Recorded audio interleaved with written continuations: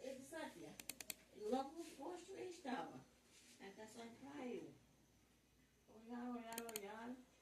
Aí deve de andar. Depois quando eu fui, ele estava. Aí quando eu fui pelo canto, ele estava esperando na frente. Ele disse, pela parasita então, né? Aí eu disse, cara, depois para no meio. Eles entram no primeiro bebo. Aí eles entram me ligar pra mãe. Eu fiquei qualquer coisa assim, vai conversar mais eu. Mas ela não viu. E aí, a minha mãe?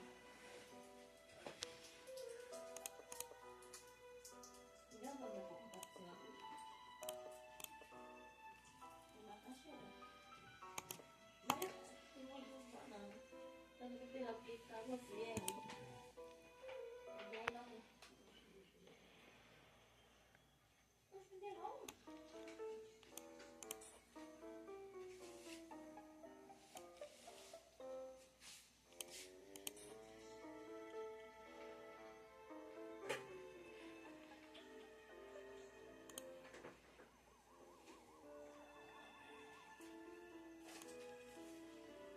Vou lavar a chuva. Eu. Nasci com medo.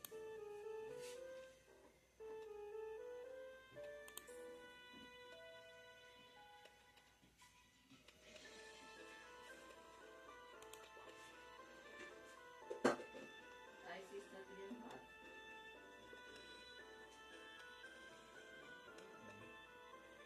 Tem que comprar mais, né? Mas isso já restou tudo. Mas está assim, o veneno da bacia.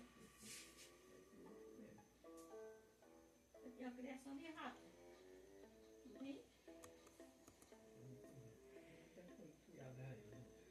Por que vocês guardam aí?